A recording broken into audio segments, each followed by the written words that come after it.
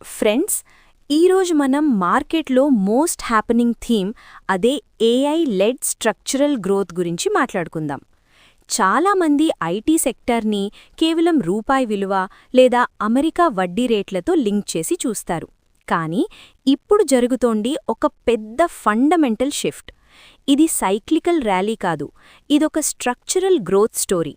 ఎందుకు జరుగుతోందంటే ప్రపంచవ్యాప్తంగా ఉన్న కంపెనీలు ఇప్పుడు కేవలం డిజిటలైజేషన్ మీద కాదు, ఏజెంటిక్ ఏఐ మీద ఫోకస్ చేస్తున్నాయి.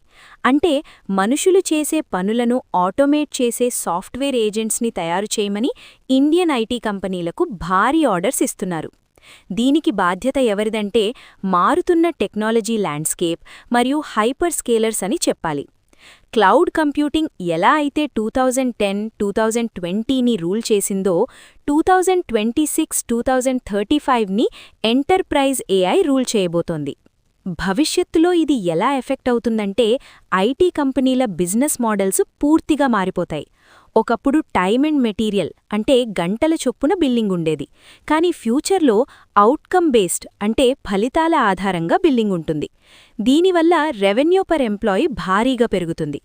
అయితే ఇక్కడొక రిస్క్ కూడా ఉంది. జెన్ ఏఐ వల్ల ఎంట్రీ లెవెల్ కోడింగ్ జాబ్స్ తగ్గే ఛాన్స్ ఉంది. కానీ సిస్టమ్ ఆర్కిటెక్ట్స్ మరియు డేటా ఇంజనీర్స్కి డిమాండ్ విపరీతంగా పెరుగుతుంది. ఇన్వెస్టర్స్గా మనం గమనించాల్సిందేంటంటే ఏ కంపెనీలైతే సొంత ఏఐ ప్లాట్ఫామ్స్ని బిల్డ్ చేస్తున్నాయో అవి మాత్రమే ఈ రేస్లో గెలుస్తాయి.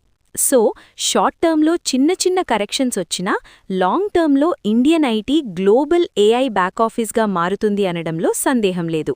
డిస్క్లైమర్: ఇది కేవలం ఎడ్యుకేషనల్ అనాలిసిస్ మాత్రమే.